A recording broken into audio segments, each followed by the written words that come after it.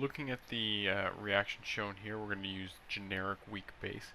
I've chosen to illustrate my titration of a weak substance example using a weak base and a strong acid rather than the other way around.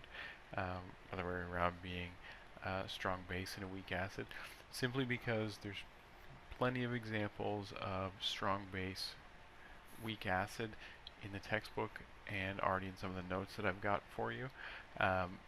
So this will give you an opportunity to see it the other way around. Everything that I'm going to tell you with regards to Kb and pOH, that sort of thing, it all applies to Ka and pH. Alright, so have a look at the book for the analogous examples because you're expected to be able to work through both. Okay, so rather than use anything specific, I'm going to look at generic weak base B. When it goes into water, it will react with water to release the hydroxide ion from water. Okay, this is shown by the formation of BH plus and OH negative over in the products.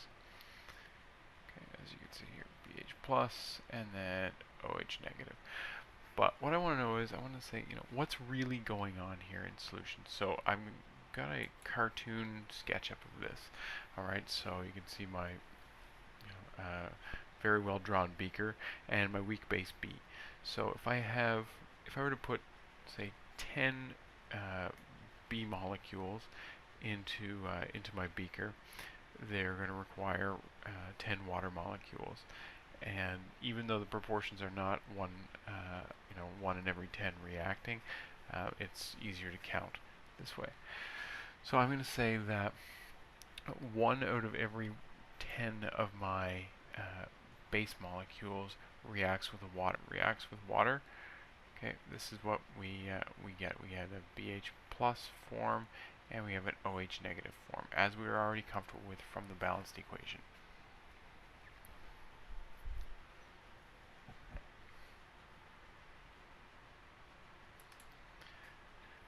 This yields the Kb expression. Kb is equal to the concentration of BH plus times OH negative divided by the equilibrium concentration of B.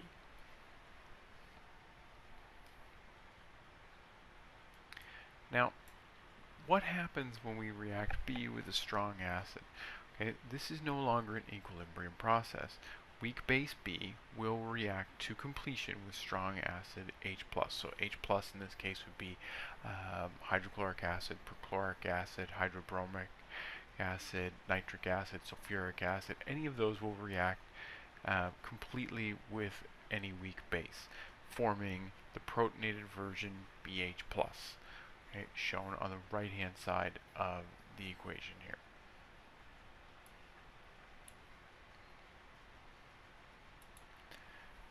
Okay, this could be further represented by the cartoon drawing shown below. All right, where I've actually gone and I've removed all the water molecules that would have been present. All right, they just clutter up the diagram. But I have 10 B molecules. They will require 10 H+, and I will form 10 BH+ ions in solution. So this is actually what would be known as the equivalence point. This is the end of the titration. Now I've neutralized my base with the strong acid. You've got to be careful about using the term neutralized because this is not a neutral solution. All right. This is the equivalence point, and this is going to be the subject of a later video or later class discussion, but maybe you can start to see why this might not actually yield a pH of 7. Okay, so we've established that B will react completely with H+.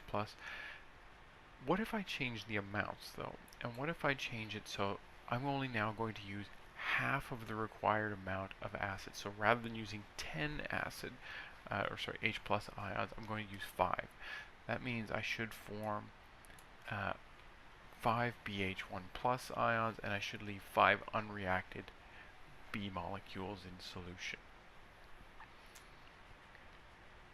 Well, if this is the case, I could also make this statement that BH+ is equal to the concentration of BH+ is equal to the concentration of B, right?